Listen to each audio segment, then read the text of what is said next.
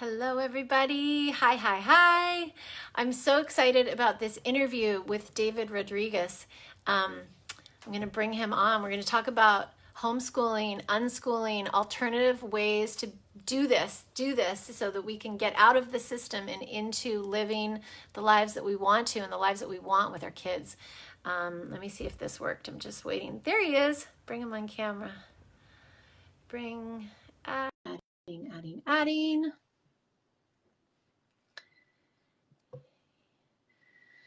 Super excited to have this conversation. You guys all know that I love this topic.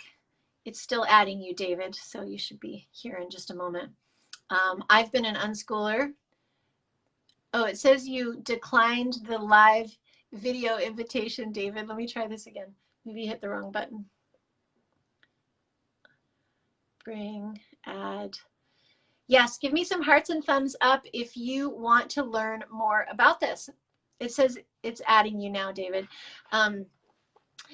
Because here's the thing, there are so many people who are searching for something else right now. Like, it's massive. We want something that's different for our kids. We want something that works, that's outside the traditional school system. And you absolutely can create something that works for your family. There's so many different options. And I'm super excited to talk with David about this because he's a wealth of information. He has, says it's connecting. There you are. Hey. Hello. Hey, can you hear me? Yeah, we can hear you. So good. Yay. Awesome. Good. Great to be with you. Good to be with you. I'm so excited about this. You know, those of you who have been following me, you know that I am an unschooler. I have a 10-year-old and a 6-year-old. My kids have never gone to school, and people are like, what the hell is unschooling? Well, unschooling means we don't follow any curriculum and we do things a little bit different.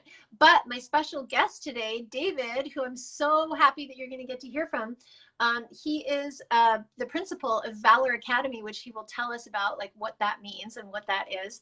And he's a consultant and a homeschool leader. So even though he doesn't have any kids, I was like, how many kids do you have? He's like, I don't have any. But he's this visionary about doing things differently. And so I'm super, super grateful for your time, David, and happy to have this conversation. I've got so many parents that follow me for a long time now that want to know more about this, because often this feels impossible. It feels like such a leap to go from like the traditional schooling system into something alternative. And I think with some of the things that you have to offer people, it can kind of like just take the angst out of it. So let's start with this. Tell us about why are you such an advocate for homeschooling and doing things differently? Well, I got to work with a gentleman by the name of John Taylor Gatto. And for some of the people who don't know about him, you want to look him up. He was the New York State Teacher of the Year twice, very prestigious award. He taught for 30 years as a 8th grade teacher. And so that's a really tough position, but he was really curious, why are schools designed the way they are? So he wrote a few books. One is Dumbing Us Down, Weapons of Mass Instruction. And then the book that I helped republish was The Underground History of American Education. And so I was really kind of a good student and like wanted to learn. And then as I started to feel oppressed, maybe around the 5th or 6th grade, I knew something was wrong. And then after reading his work and other people like Charlotte Iserbyt and other people who have documented this system, I said, this is a diabolical system, because the truth of the matter is that the system was created to create obedient soldiers and consumers over 100 years ago. And one of his favorite quotes, which you can see at his YouTube channel, John Taylor Gatto, he said, how many more centuries are we going to let this go on? And as a child, we are very vulnerable. We need our parents for food and shelter. So whatever our parents tell us to do, we're going to do. Mm-hmm. So when mom and dad take the kids to the school, we think that's okay. And so what we're talking about here is intergenerational obedience training. And it's really sad to say that. And I have to say, because my mother was a public school teacher for 20 years, and I have families of members who are principals and teachers now. So I know there's good, loving people in the school system. However, anytime you use coercion, this is a very immoral thing to do to adults, but to children who are the most vulnerable, my gosh. So I felt very wronged by that. And then just to see how it keeps repeating, one of my mentors, he said, you know, you want to find, as you're looking for your purpose, you want to find an injustice on earth and then spend your life trying to correct that injustice. And I was really inspired by that. And I thought, well, what could I spend my life doing? And, you know, understanding that children are vulnerable, and I felt wronged. And I found out about 80% of students who attended public school didn't like it, and about 20% actually did. And the only thing I liked about the school system was the sports. Yeah. But other than that, like the homework, the assignments, all this ridiculous, the tests, the uselessness of all this information, quadratic equations, and I it even continues into college. I know. So anyways, I just saw the injustice and I wanted to become part of the solution. And so that's kind of how I got started and started some of the things that I'm doing now. Yes, thank you. Thank you for sharing that. You know, that can be very confronting for people, right? It's like it creates that cognitive dissonance. So just know this for anybody who, any of you who are watching this, whether you're catching the replay or you're watching with us live, know this, that, you know me, you've been following me, you know I'm a radical truth teller, and that's why I brought on David, because he is one too. I love that we get to stick together. And you might have some cognitive dissonance that comes up while you're listening to this. If you're listening to this for the first time, or you've had your kids in the public school system, or you've been, it's like we're so indoctrinated to believe that everything goes a certain way and that kids learn a certain way. And so I just want to speak to that, to be gentle with yourself and to just stay open to maybe learning some new things, right? Because this isn't about shaming parents or making people wrong. That's not the goal. The goal is just to share some new knowledge and some new perspectives about things, and maybe create an opening for us, for those of you who want something different and better for your kids, that here's a way, like here's some new things to consider. Because every time you're on that precipice of change, it's going to scare the hell out of you, and you're probably going to go, no way, and you have like the resistance that comes up. So just stay open and know that we love all parents. We know at the end of the day, we are all doing the very best we can, without a doubt. It's a tall friggin' order in this day. Absolutely. Yes. So David, tell us, what do you feel is one of the most important things for parents to think about, who are maybe on that edge of, because listen, our unschooling or our homeschooling program here in Santa Cruz, we have 800 new families on the wait list. 800 of them. This is unprecedented. I know, it's very, and what this tells me, right, is that more and more families are wanting to do something different. Part of it is the vaccine thing, because nobody wants to just roll their kids' fucking sleeves up and let them be the guinea pigs. That's a whole other topic. But the other side is people are waking up more and more and more. So for speaking to any of the parents who might be on that precipice of going, yeah, I want to do something different, but it scares me, or I don't know how, or what do you have to say to them? First of all, I understand it's probably the scariest decision you'll ever make. And this is the feedback I got from some of my clients. But I think the most important thing I can tell mom and dad out there, aunties, uncles, grandparents, people thinking about this, is that because you love your child more than any other person, any teacher, any person who's going to be in their life, you actually have a vested interest in their happy, healthy future. And so, first of all, that's number one, because love is the whole lesson of life, I think, or at least one of them, right? So, number one, you have a vested interest. Most of these teachers, unfortunately, are overwhelmed, overworked. They got 100 to 150 students per day. Sadly, many of these teachers don't even know your child's name without the seating chart, because it's an 8 or 9 month year, and then it's the next class and the next wave of hundreds of students. So, even if you fail at homeschooling, I believe it's going to be way better than putting them in 12 years of monopoly compulsory schooling where they have to get permission to use the restroom or get a drink of water. And the reason I say that is because that's really what it is. And you can feel that at age 8 or 12 or 16, you're like, why do I need permission to get a drink of water? I mean, it's demoralizing, it's dehumanizing. So whatever you have in your head, because you have to understand that the school system is a gigantic business, okay? It's a $700 billion per year business. And to put that into perspective, the number one sport in the country is the National Football League. What are their revenues? $13 billion. So the school system is arguably 30 to 40 times larger than the National Football League. And so there's all this money involved, and sadly our kids are getting harmed in that system for the benefit of these textbook publishers, building architects, uniform makers, foods, bus manufacturers. I mean, it is a giant racket. Again, I know there's good people in the system, but the fact that it's mandatory attendance is very immoral. I call it a day prison. I call it a criminal organization. Despite the compartmentalization, the teachers and the staff don't know what's going on because it's kind of like you just keep repeating what the elder generation did and you don't ask questions. So that's the first part. The other part is that homeschooling is the de facto default way to educate your child because the school system in the US is just over 150 years old, and in Germany, where it got imported from, is over 200 years old. But for the rest of time, what did they do? They had voluntary schooling, they had apprenticeships, they had the young people working with the grandparents, right? You have that intermingling. I mean, that's where real education occurs. And then I want to define some terms with you because I feel one of my purposes is to help parents understand what's going on, but to redefine what is education.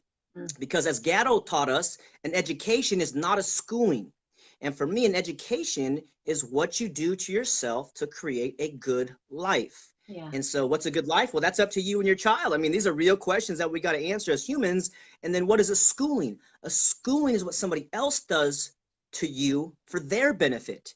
And so this is why the state teaches you to worship the flag and worship the government and all these different things. And if you imagine that McDonald's was in charge of the school system, what would they be teaching? They would be teaching how their food is very nutritious with all the preservatives. And one day you could become a McDonald's employee, and the success of all McDonald's schooling would be open a McDonald's franchise, and then you can, be associated with Ray Kroc and these guys. So if you look at any organization in charge of schooling, they have their own interests. But you, mom and dad, your interest is love. Your interest is actual, sincere care and compassion for your child. And so they try to scare parents from homeschooling because the schools get their money, the districts get their money from the state based on something called average daily attendance. So anytime you remove your child, that district lose money, that state or that school lose money. And guess what? We all like money. So that's what it's about, unfortunately. So even if you fail, mom and dad, it's going to work out beautifully and wonderfully, primarily because you're going to be around in 5 years, in 10 and 30 years, and the school teachers won't be. I love that. I love the breaking down of understanding what's behind it, right? I think that's so much in our culture. We just say yes and go about it. We do it because it's what everybody else is doing. It's like, it's what's always been done. And so much of unschooling and homeschooling in particular is like, we have to deschool ourselves as parents, right? We have to unlearn what we think, how kids learn. Give me some hearts and thumbs up. Thanks for everybody who's tuning in right now. It's such a powerful conversation. What do you have to say to the parents in terms of unschooling ourselves and what we think? Because people honestly tell me, your child will never learn to read if they don't do X, Y, and Z. And I'm like, well, my kid actually taught himself to read, and he never had one goddamn lesson ever about anything. All of a sudden, he just picked up the book and he could read. Woo, miracle. No, actually not. What do you have to say about that, David? Well, us humans are amazing creations, I believe, whether it's divine or something, co-creation, evolution, I don't know, but we are amazing. So we have something called self-interest. So actually, we want to grow. We want to get better. However, as some of the adults and maybe kids out there, when someone's forcing you to learn something, it actually is anti-educational. So for me, I hated reading until I was like 21, and I got into my first business, and my mentor gave me a book, and I said, this is a book I should read? Yeah. What was it called? Think and Grow Rich. Is what is it about? Oh, this guy, he interviewed 500 wealthy, successful people, and he deduced a philosophy of achievement. I said, are you serious? Yeah. This book was written in 1937. And I'm like, how come I'm in business college and nobody ever told it to me? How come I went to public school for 12 years? Nobody ever told me. Because they don't want innovators. They don't want entrepreneurs. They don't want visionaries. They want factory workers. So that's really like the essence of it, is that it ruins education actually. And then one really cool movie I recommend all my clients watch is called Summerhill from 2008, and it's about a voluntary school. So homeschooling is one way to do it. Unschooling is another way. And I guess I should probably define those terms as well. Homeschooling is when a leader creates an atmosphere where personalized learning can occur. And then unschooling is 100% self-directed learning. So with those two definitions, those are actual solutions to the forced schooling system. However, there's something called democratic schooling, and this has been around for 100 years. And that movie I just recommended, if you watch it and you got harmed by the school system or you're kind of struggling right now, you'll probably cry as I have, because it's such a beautiful movie. And what it's about? It's about a voluntary school. The kids show up. It's a K-12 school, and the teacher, it's not even a teacher, it's like the head instructor, but they give them a list of classes and they say, hey, choose these classes that you want to take. If you don't want to take any classes, no problem. We got 10 acres here. There's a bike ramp in the front. There's musical instruments in the barn. There's a tree house out there. Go play and go be a kid. And so kids play from, age 8 to maybe 10, 11, 12. And then around that age, they become curious about life, about success, about health, or whatever they're interested in, chemistry and physics, and like all the mysteries of the world. And then they look at their older peers and they say, wow, what's Johnny doing? He's 15-year-olds in the laboratory. So there's a natural desire to find out what's going on in our bodies and in this world. And when it's forced, it harms that. But when you let it be free, I know it's a little bit scary because it's not traditional schooling. But again, traditional schooling is not forced. Actually, traditional schooling is more being around mom or dad or grandpa, uncle, the family unit and the family community. And if you take a look at some of those that documentary I mentioned, or just understand a new definition of what education is, then you're not going to be as worried as you might be trying to think you have to bring school to home. And I'll give you 5 quick phases of homeschooling. Okay, first one is forced schooling, which is default. So if you do nothing, your child's going to be in the school system for 12 years. Don't recommend that. Number 2 is deschooling. Okay, so deschooling is to deprogram ourselves, as you mentioned. If you give a child freedom, they love it, but it's mom and dad who are like, oh my gosh, he's 10 and he can't read. He's 12 and he can't, do whatever you think he should be doing at 12. And so for your child, if they've been in, let's say your child's 12 years old, they've been in the school system for about 5 or 6 years. And so the rule of thumb is that you want to give them a month of total freedom for every year they were in the school system. So call that 6 months. Why you want to do that? Because in the forced school system, from the kindergarten to the 6th grade, they've been forced, they've been coerced, they've been self-alienated from their own being. And so you want to give them that freedom. It's kind of like when you shake up a bottle of soda and then you open up the cap, all this pressure is released. You want to let your child release all that pressure. And if they want to sleep all day, let them sleep. If they want to play video games all day, let them play, because after a certain period, they'll get down to normal again, which is just being connected with themselves. And then you can, so that's like a really important phase, deschooling. Yes. And then you have another phase, which I recommend you get through quickly, which is called school at home. And this is where you take the textbook and you say, okay, it's time for math at 10 a.m. It's time for science at 2 p.m. And you bring a text, literally you put it on the table at the kitchen or the living room. You say, okay, school time. And you pretend like your house is a school. So I recommend you evolve beyond that phase quickly and then get to homeschooling. As I mentioned, the leader creates an atmosphere. What kind of atmosphere? Informal, relaxed, peaceful, loving, accepting, non-judgmental of mistakes, right? This is another curriculum I created, is the mistakes curriculum. Like, mistakes are actually teachers. Mistakes are beautiful. So you want to create that safe environment emotionally for them.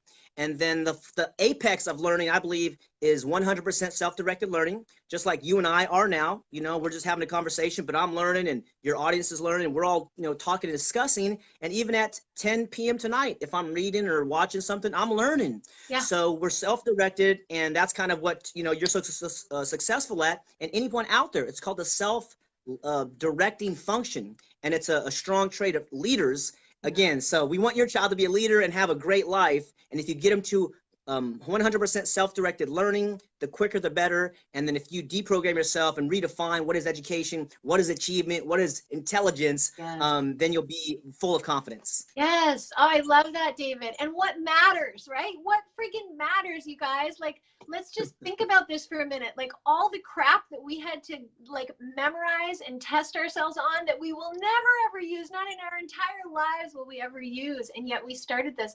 Not only that, I'm curious about your experience. I'm passionate about this. I see the emasculation of little boys in school, straight off the get-go, because the school system, the traditional school systems, are not at all equipped to handle the energy of boys.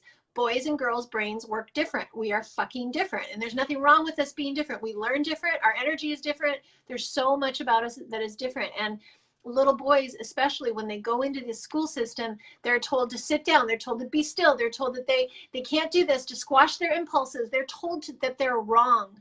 Like, how many little boys do we know right now who have been like the problem kids? I know teachers who have reached out to me going, God damn it, I have only 7 girls and 21 boys and I'm going crazy. Like, nobody knows what to do with them because they don't have the emotional intelligence, right? The teachers don't have this emotional intelligence education. They have no idea how to meet these boys where they're at. And that whole school system is just not designed. It is not a one size fits all. It will never be a one size fits all. And yet we expect our children to just like go along and be happy and be thriving in these environments. Do you have anything to say about that? Like growing up as a boy in school?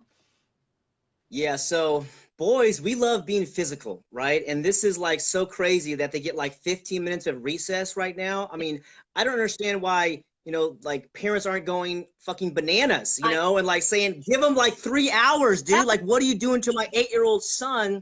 And so it is crazy that they do that. And I mean, really, it's about suppressing their own power, and there's a guy from Harvard named Howard Gardner. He said there's 8 types of intelligences. And so the school system focuses on 2, primarily math and language, which is important. But there's other ones. There's actually physical intelligence, like athletes or dancers. And then you have linguistics, you have musical, you have spatial visualization, you have analytical, you have interpersonal intelligence, intrapersonal intelligence, and maybe I missed a couple there. So there's different ways to look at intelligence. And one of the best definitions I heard of intelligence is if you're moving closer to your goals, you are acting intelligently. And if you are moving further away from your self-selected goals, then you are acting unintelligently.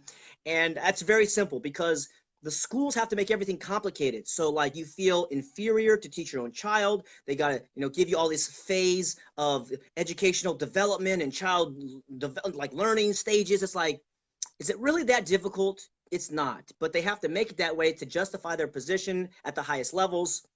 Also, the National Education Association is the largest political lobby in the country with 3 million members. And so it's a strong force that this institution is. And the reason I think that the state wants to control boys is because boys turn into men. And when these boys turn into men who realize that the state has brutalized their minds, they want to take vengeance. However, you are a victim of learned helplessness. And learned helplessness is maybe a metaphor is the study that they did with fish. They had a fish in a clear tank, and then they put the clear glass in the fish tank. So you have a fish on this side of the tank. You put the glass in there, he swims into the glass and he hits his head, and then he stops going in that direction. They remove the thin piece of glass, and then he can easily go to the other side of the tank, but now he no longer does. Why? Because he learned he can't do that. And so that's what they teach young boys at a young age. You can't become strong and powerful. You can't speak your truth. You can't become a voice for the innocent or these kind of things. And just so your audience knows, I am someone who believes in voluntary relationships, and so the state uses coercion, and so they're, in my definition, organized crime. I know it's a big phrase, but what other organization forces your child away from you, funds itself by your property taxes, and if you remove your child for so long, they call you a truant, and they can fine you, mom and dad, up to $2,000 or put you in jail for a year under the California Educational Code. So I don't know any other organization that can fund themselves with robbery, use coercion, and have parents sit around and do nothing about it. So again, we're not bashing parents. What we're doing is we're raising the conversation so we can have an actual cordial discussion about this. And so it does take time. I've had clients tell me, said, man, because I also started something called the Education Options Expo a few years ago, and that turned into a YouTube channel. So I have some of my speeches on there and some of my guests from around the country, not just homeschooling, but like voluntary schooling. And so it's really amazing if you look at all the different options that are available. But I've had clients say, man, I've been attending your expo for a few years. Like I said, how many? 3 years. Okay. And I think I'm finally ready to homeschool. And I was like, wow, it's Yeah. that frightening. So I have a lot of compassion when I work with clients, whether it's like on a 1 hour basis or like 9 hours or whatever we try to do. We try to create something of a solution. And then what I really love about what I'm doing, one of the things is accelerated graduations. And this is where I can graduate young teenagers, and a lot of times boys, 14, 15, 16, 17, and get them out of the school system and help them transition to either community college or, just pursuing something that they're interested in. And that way they're no longer liable or expected to follow the mandatory attendance policy or the worker permit requirements in the state of California. So these are a couple solutions, but it's just amazing that this conversation is now becoming, I think it's becoming mainstream. And so this is why I'm becoming more vocal about it, because it's not that the people are bad in the system, it's that the system is based on coercion and it's no longer acceptable. And then you got the forced vaccines coming. Yeah. So I encourage mom and dad out there to really team up with Brooke or myself or anybody out there. Just Google local state association and start learning, because the process begins now, learning what it is. And I'll even show the book that John Taylor Gatto wrote. This is the underground history of American education. We have the foreword by Ron Paul, and that was the big one. So once you understand that the whole origin came with those purposes of military and consumerism and non-thinking individuals. Actually, I want to give you a quote because it is just so diabolical. You can't imagine what these guys wrote. This is from 1806 by Johann Fichte, and that was in Prussia, Germany. And the school system was imported from Prussia. So he said this, 1808, quote, education should aim at destroying free will, so that after pupils are thus schooled, they will be incapable throughout the rest of their lives of thinking or acting otherwise as their schoolmasters would have wished. Mm-hmm. When the technique has been perfected, every government that has been in charge of education for more than one generation will be able to control its subjects securely without the need of armies or policemen. End quote. And that's from the 8th address to the German nation. So we see the evidence of this now. The school's been in place for at least 3 or 4 generations. And with the COVID thing and the forced vaccines, we're starting to actually see a diversion of humanity, in my opinion. And people are going to go to either the consensual side or the coercive side. And homeschooling and unschooling is part of that consensual, moral, educational approach. And that's why I love it so much. Oh, I love it. Thank you. Thank you. I think there's just a couple more things. We could talk about this for hours and hours, but most of the people that watch my newsfeed don't have a ton of time because we're all parents. So I want to try and keep it short, but I want to do a part 2 of this because there's so much to dive into. This idea that we send our kids to school and then they're graded and evaluated by somebody else. What do you feel like this creates right from the get-go? Because this happens right from the beginning, right? Right from the beginning. Like how, I get so inspired about this, but or not inspired, but enraged, really. I get enraged about this idea. When I think about all the times that I poured my heart and soul into a paper, into something that mattered to me, into something that was important to me, into a project I was working on, and then I hand it over to somebody to fucking grade it, to tell me whether it's worthy or not.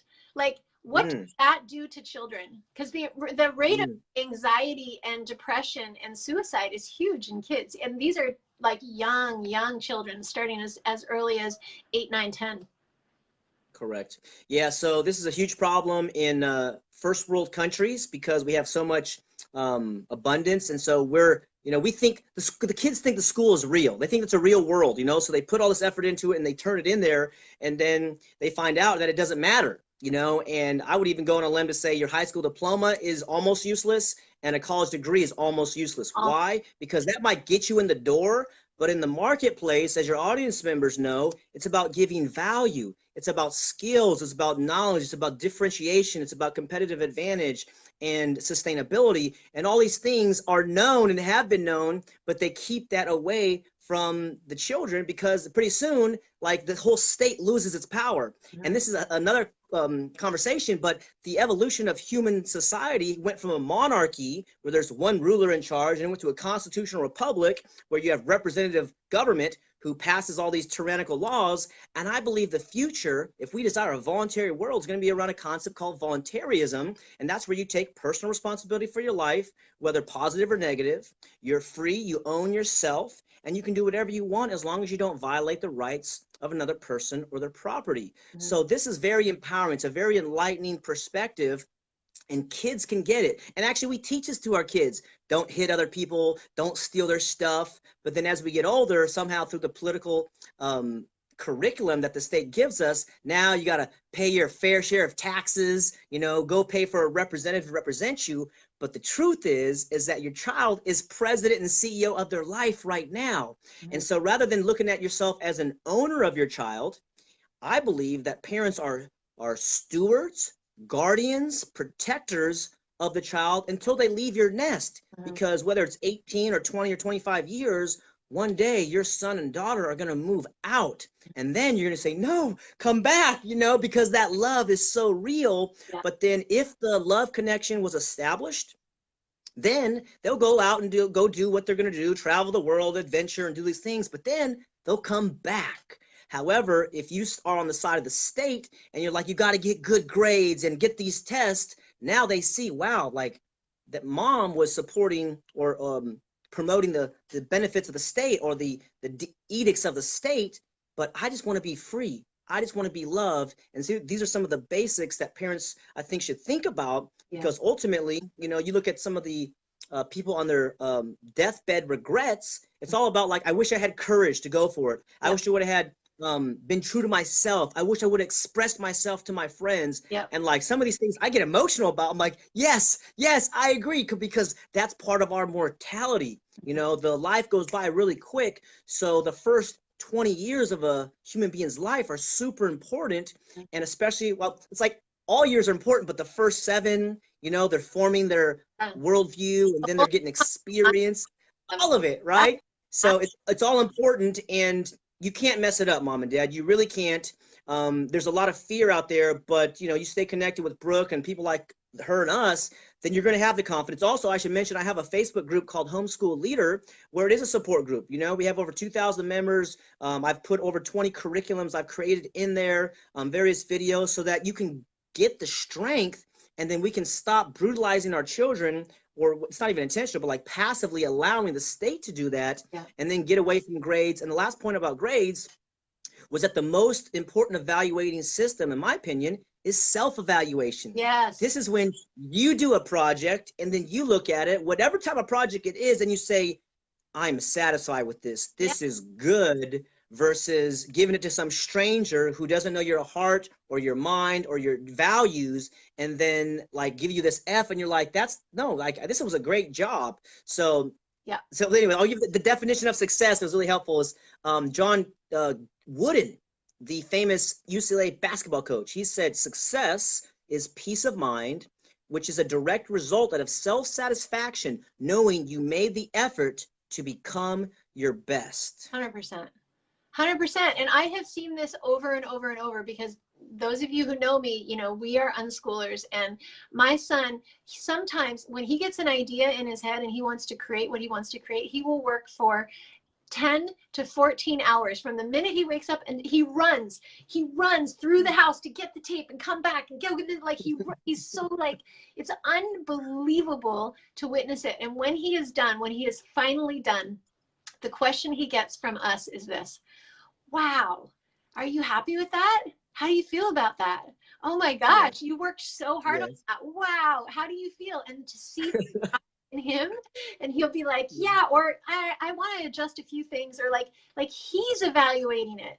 And seriously, like, as much as people get scared about this idea, I feel like it's so important as parents that we keep like unpacking what we have been told to believe about what education is and what it means, and think about ourselves, like how much of what we actually got at school is anything that relates to any part of our life. Not very much, unless you're in a very like a niche market.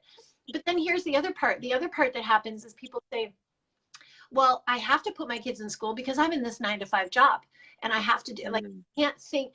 But here's what I want to encourage you to consider is that there is always a way. There is always a way to friggin' figure it out. And yes, you might have to get creative. Yes, you might have to gather community together. Yes, you might be ready to leave your stupid 9 to 5 job and have your own level of freedom with some kind of an online business. Like, there is always a way. But do you see how the level of indoctrination goes so deep that the parents can't even think outside the box sometimes, because we've been so conditioned to think, well, if they don't go to school, here's the biggest thing that I hear. What about socialization, right? I hear this all the time. It's like the first thing people hear that we're homeschooling. They're like, what about socialization? Because they somehow think that if your kid is unschooled or homeschooled, that you're just bringing school home into the classroom. No freaking, what, that is not the life of homeschool. Are you kidding? We'd all be like, like killing ourselves. But what do you have to say about this idea of socialization in schools, that's what people get there? So if you're watching this and you are not homeschooling, in maybe a year or 2 years, or after you finish, you'll laugh about it too. I know it's very scary. It feels like a genuine concern because the school and the media, they promote it. But think about the school system. You have to raise your hand to talk. If you're sitting next to your neighbor and you're working on a project, if you share ideas, that's called cheating. But in the real world, if you sit next to your neighbor working on a project, that's called collaboration. So in the future, there's going to be more collaboration. And then real socialization is not in a classroom necessarily, but it's out in the world. I mean, going to a grocery store is a huge socialization experiment. Going to a library, going to visit a friend, going to visit grandma and grandpa, going to the neighbors, learning to sell little things door to door. Like, there's so many different ways that your child can learn to socialize. And it's not even socialization, I think, that they're concerned about. It's like, will he be able to talk to people? And I don't even know. I've never even say I'm going to go like have a socialization party. It's like, I'm going to go talk with some friends, hang out and talk and discuss and see how we can become happier and healthier and more fulfilled and more excited and more peaceful. And so really what we're talking about is, will my child be able to speak with others? And it's like, yes, they're speaking to me. We treat them like a real person. We don't require that they raise their hand. And the next conversation about basic manners and etiquette, but they'll learn that from you. So as long as you have some basic manners and etiquette, then they'll say yes and please and thank you and excuse me and some of the basics there. So yeah, it's a big red herring of the school system, and they'll just throw whatever they can at you. Yeah. You know, socialization, homework, you're not qualified, and all these things are diabolical. Even in California, I think it was about 5 years ago, maybe more now, but they used to require, or there was a bill that was going to be passed where they would require a parent to get a teaching credential to homeschool their own child. So, oh my gosh. So anytime I see that, as I have freedom friends like you and some other of my friends, it's like, basically we're at the point where we just have to peacefully disobey and just like not even participate in their system at all. Like, even if they pass such a law, I would say no, just like avoid, like around or under. Are you kidding me? You made your child in love. You delivered your child in love. Who is anybody to say anything what you should do to your child, whether it's vaccines or curriculum or anything else? Tell them to take a hike, and then you guys can go in the grocery store or the beach, wherever you want, and go talk to anybody that you want, and you can laugh at them, try to say they're not going to be socialized. It's like homeschooling is like super social kids. Are you kidding? My kids are like so advanced in so many ways. It's fascinating, and they've never once been forced to do anything they don't want to do. Now, I'm not talking about like limits and boundaries. Like, I force them to brush their fucking teeth every day, but I'm talking about like the other stuff, right? Like what most children experience. And I just think it's such a powerful conversation to have. And there's so many different ways that we could go down.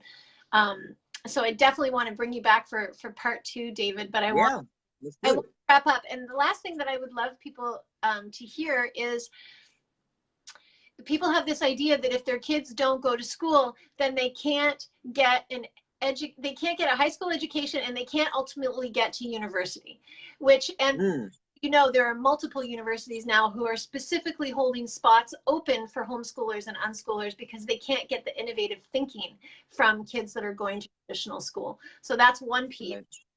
But what else in terms of your services and how you help? I'd love them just to know a little bit more about how you can support in that arena.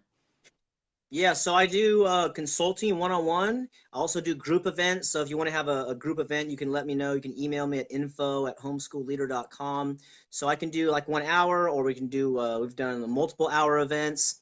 So it's really like basically learn to deprogram ourselves, and then you can have me on your team. So you can call me up and ask me personal questions. We'll do the consulting, and then it's really just having me on your side, because I put so much time into this and working with John Gatto and other people, West Beach, a great guy out here. Like that's really what it's about. And then you can enroll them in my virtual school. We can graduate them. But it's really basically holding your hand through this process, because I know it's very frightening, and there's different kind of thresholds or stages and phases that you're going through that I've already taken, many clients through. So maybe you'll have a question that I haven't heard, but most likely not.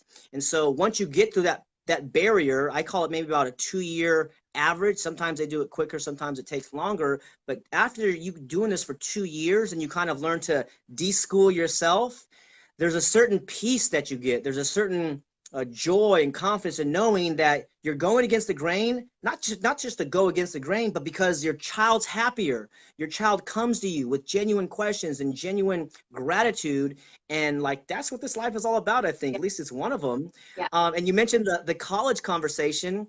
Because college is a business, they don't want students who join and then drop out. So what have they learned? They've learned that homeschoolers love to be there. They're some of the top students in the university. They stay committed, they pay their tuition, and then when they graduate, let's say they were in UC Santa Cruz, right? They're a homeschooler, and they go off to do great things in life. They're going to say, wow, this person is great. Where did they go to school? So they're going to say, oh, it's UC Santa Cruz. In fact, it was you, mom and dad out there, who was pouring your love and your sweat and your tears into them and basically deprogramming yourself and doing the homeschool thing. But the schools will get the credit, say, wow, it was UC Santa Cruz who did it. Not to say Santa Cruz is not a bad university, or Stanford or Harvard, whatever, but they know that it's a business, and if they can get that label of a student who becomes famous or wealthy, then they're going to get some endowments, they're going to get some recognition, and then they can perpetuate their business model. So yeah, the universities love homeschoolers for that reason, and because they're going to give some recognition to their school.